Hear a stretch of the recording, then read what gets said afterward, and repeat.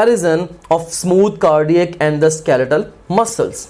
And I would like to ask you questions from you at this stage. A option is skeletal muscles, B option is smooth muscles, C option is cardiac muscles and D option is skeletal and the cardiac muscles. And पहली statement हमारे पास striated muscles are, तो basically जो skeletal muscles हैं ये striated होते हैं और जो smooth muscles हैं ये striated नहीं होते हैं, cardiac muscles भी striated होते हैं. So best response to this question would be delta.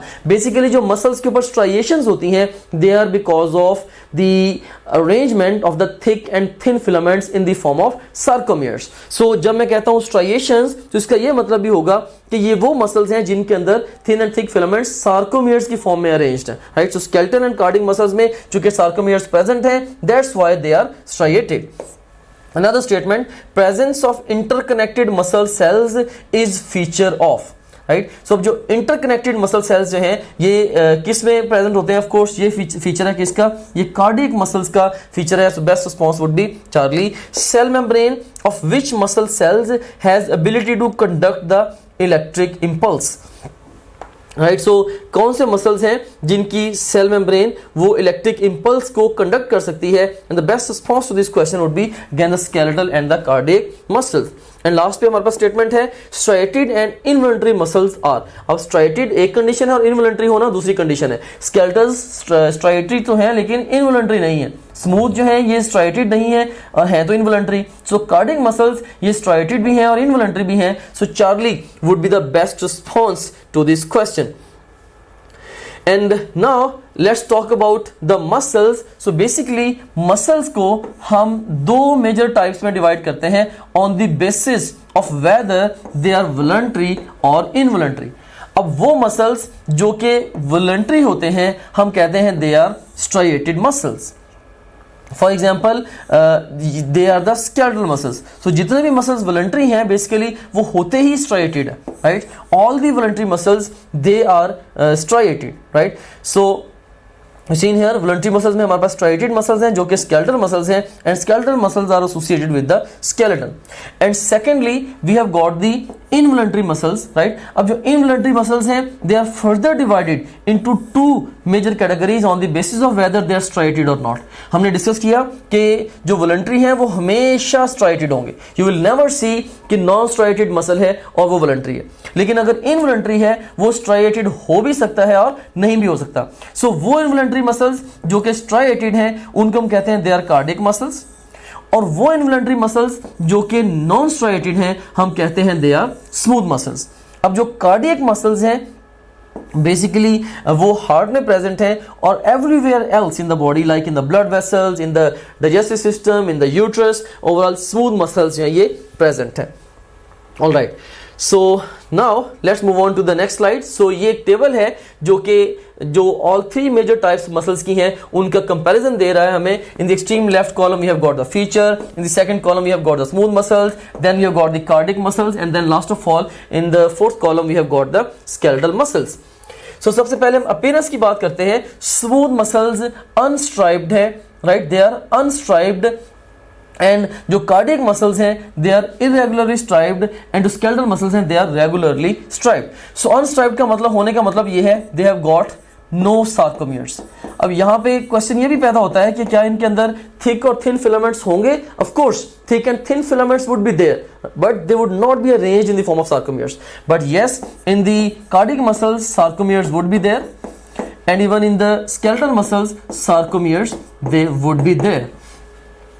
और उसके बाद फिर आप देखें सेल शेप. जो स्मूथ मसल्स हैं इनके सेल्स स्पिंडल शेप्ड होते हैं जबकि कार्डियक मसल्स के सेल्स ब्रांच्ड होते हैं जबकि स्केलेटल मसल के जो सेल्स होते हैं ये स्पिंडल शेप्ड या सिलेंड्रिकल होते हैं. अब नंबर ऑफ न्यूक्लियाई कितना है पर सेल? स्मूथ मसल्स में एक सेल के अंदर जस्ट एक न्यूक्लियस होता है, कार्डियक मसल्स में भी एक सेल में एक न्यूक्लियस होता है जबकि स्केलेटल मसल्स में एक सेल में मेनी न्यूक्लियाई होते हैं. सो जो स्केलेटल मसल्स हैं they are multinucleate cells, right. So cardiac muscles में जस्ट वन है और स्केलेटल मसल्स ये मल्टी न्यूक्लियट हैं.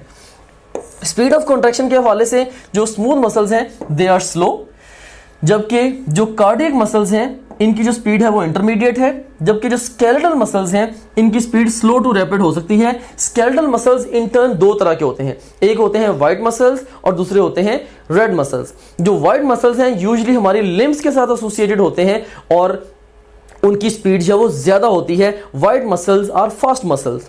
और उसके बाद फिर जो रेड मसल्स हैं ये यूजुअली हमारे पोस्चर के मसल्स होते हैं, जैसे हमारी बैक साइड पे जो मसल्स हैं वो रेड मसल्स हैं, एंड रेड मसल्स जो हैं ये पोस्चर मसल्स हैं, and they are usually the slow muscles. So जो स्केलेटल मसल्स हैं ये स्लो भी हो सकते हैं और ये रैपिड भी हो सकते हैं। And then contraction caused by, तो बेसिकली जो स्मूथ मसल्स में कॉन्ट्रैक्शन है खुद ब खुद भी हो सकती है।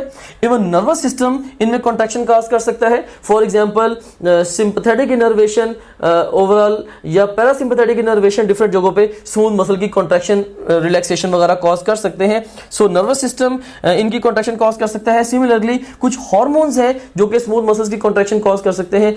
For example the anti-diuretic hormone, right, which is also known as the vasopressin. So वो क्या नाम से जाहिर है ये vasopressin है, means it presses the vessels, how, by contracting the smooth muscles, right. So hormones भी smooth muscle की contraction cause कर सकते हैं। जबकि जो heart के cells होते हैं they are spontaneous, हार्ट के सेल्स स्पॉन्टेनियस होते हैं। जो parasympathetic inner autonomic nervous system और even sympathetic autonomic nervous system वो जस्ट हार्ट के एक्टिविटी को मॉड्यूलेट करते हैं, चेंज करते हैं, लेकिन जो इनिशिएशन है इवन हार्ट के कह लें कि मसल सेल्स की कॉन्ट्रैक्शन वो स्पॉन्टेनियस ही होती है। सादा लफ्जों में अगर हार्ट को कट करके आप बॉडी से बाहर भी रख दें, इसकी नर्व सप्लाई भी डिटैच कर दें, सिर्फ इसकी न्यूट्रिशन मेंटेन कर दें, still it would keep on beating. क्यों? क्योंकि ये स्पॉन्टेनियस सेल्स से बना है। जबकि जो स्केलेटल मसल्स हैं विदाउट एक्सेप्शन ये नर्वस सिस्टम से स्टिमुलेट होते हैं। उसमें से भी खास तौर पे हमारा जो सोमैटिक नर्वस सिस्टम है basically it causes the contraction of the skeletal muscles. उसके बाद फिर प्रेजेंस और फंक्शन को डिस्कस करते हैं। तो जो स्मूथ मसल्स हैं ये गैस्ट्रोइंटेस्टिनल ट्रैक्ट में यानी कि डाइजेस्टिव सिस्टम के साथ एसोसिएटेड है, इस तरह से ब्लड वेसल्स के साथ एसोसिएटेड है, रेस्पिरेटरी पैसेजेस के साथ एसोसिएटेड है और इवन यूट्रस के साथ एसोसिएटेड है। अब इनके जो फंक्शंस हैं इस लिहाज से फिर ये मल्टीपल हो गए। फॉर एग्जांपल अगर ये डाइजेस्टिव सिस्टम में प्रेजेंट है तो पेरिस्टालसिस एंटीपेरिस्टालसिस में रोल प्ले करेंगे। अगर ये ब्लड वेसल्स में प्रेजेंट है they can cause vasoconstriction, vasodilation, and ultimately they can play role in regulating the blood pressure। फिर अगर रेस्पिरेटरी पैसेजेस में ये प्रेजेंट है तो रेस्पिरेटरी पैसेजेस का जो इंटरनल लुमेन है, लुमिनल डायमीटर है, ये कॉन्ट्रैक्ट रिलैक्स करके उसको अल्टर कर सकते हैं। और अगर यूट्रस में स्मूथ मसल्स प्रेजेंट है they can help in the child birth. So इनकी लोकेशन के अकॉर्डिंगली इनके फंक्शंस भी होते हैं। जबकि जो कार्डियक मसल्स हैं they are present in the heart, और हार्ट का काम क्या है? Pumping the blood, right. So blood को पंप करना ये हार्ट का काम है। So accordingly we can say कि कार्डियक मसल्स का फंक्शन क्या है? Pumping the blood. और उसके बाद फिर जो स्केलेटल मसल्स हैं नाम से ही जाहिर है they are present with the skeleton and voluntary movements ये कॉज करेंगे, right. They would cause the voluntary movements. जबकि अब देखें कि जो स्मूथ मसल्स हैं बेसिकली स्मूथ मसल्स ये इनवॉलंटरी है, राइट। सो वॉलंटरी कंट्रोल के हवाले से smooth muscles are involuntary, cardiac muscles they are also involuntary, ये हमारी विल के अंडर काम नहीं करते। स्केलेटल मसल्स वो वाहिद हैं जो कि वॉलंटरी हैं, जो कि हमारी विल के अकॉर्डिंगली काम करते हैं। एंड जस्ट ये एक कोइंसिडेंस भी है कि जो मसल्स हमारी मर्जी के मुताबिक काम नहीं करते वो फटीग भी नहीं होते, right. The muscles which don't work according to our will they never get fatigue. क्योंकि अल्लाह ताला ने जो चीज़ हमारी मर्जी के तहत नहीं दी तो उसको अल्लाह ताला ने थकाया भी नहीं। हाँ, हमारी मर्जी के तहत स्केलेटल मसल्स काम करते हैं और वो फिर फटीगेबल भी है। सो अगर आपसे एग्जाम क्वेश्चन पूछता है कि स्ट्राइएटेड और इनवॉलंटरी मसल्स कौन से हैं? Cardiac muscles. अगर एग्जाम आपसे क्वेश्चन पूछता है कि स्ट्राइएटेड और वॉलंटरी कौन से हैं? Skeletal muscles. वॉलंटरी कौन से हैं? Skeletal muscles. और अगर नॉन स्ट्राइएटेड और इनवॉलंटरी कौन से हैं? Smooth muscles. इनवॉलंटरी मसल्स कौन से हैं? Smooth and the cardiac. So इस तरह से डिफरेंट वे से एग्जाम आपसे क्वेश्चंस पूछ सकता है regarding these muscles. So exam आपकी इनकी अपीयरेंस से लेके सेल्स की शेप से लेके न्यूक्लियर के नंबर तक और even speed of contraction, right, कि कॉन्ट्रैक्शन किस तरह से कॉज होती है, इनकी प्रेजेंस, फंक्शंस, वॉलंटरी कंट्रोल वगैरह किसी भी पैरामीटर को पकड़ के इनके कोरिलेटिव क्वेश्चन एग्जाम फॉर्मुलेट करके आपसे पूछ सकता है। So I want you to prepare the flow sheet which I have discussed already and I want you to memorise this table, right. So let's have a look at this photograph. इस photograph में आप देख सकते हैं कि ये हमारे पास कंप्यूटराइज्ड फोटोग्राफ है लेफ्ट हैंड साइड पे, और राइट हैंड साइड पे हमारे पास ये हिस्टोलॉजिक फोटोग्राफ है। कंप्यूटराइज फोटोग्राफ में आप देखेंगे सबसे पहले टॉप पे हमारे पास स्केलेटल मसल है, तो स्केलेटल मसल पे आपको स्ट्राइएशंस नजर आ रही हैं। You can have a look at the striations. So ये हमारे पास एक मसल फाइबर है, ये एक और मसल फाइबर है, here we have got another muscle fibre, और इनके ऊपर you can see the striations, right. और फिर एक ही मसल फाइबर के अंदर आपको कई सारे न्यूक्लियाई भी नजर आ रहे हैं। सो ये मल्टी न्यूक्लिएट है और ये स्ट्राइएटेड है। और एक खास बात आप नोट करें कि सेल्स जो हैं ये इंडिपेंडेंटली लाइक ये प्रेजेंट है, इनका आपस में कोई इलेक्ट्रिकल कम्युनिकेशन नहीं है, राइट। सो अगर इनर्वेशन होनी है तो हर फाइबर सेपरेटली ये इनर्वेट होगा, और अल्टीमेटली वो सारे के सारे फाइबर्स जो एक ही मोटर न्यूरॉन से इनर्वेट हो रहे होंगे, हम कहते हैं they are collectively constituting the motor unit. लेकिन बात यह है कि हर फाइबर सेपरेटली इनर्वेट होगा, हर एक को सेपरेटली स्टिमुलेट किया जाएगा तो ही वो कॉन्ट्रैक्शन में पार्ट लेगा।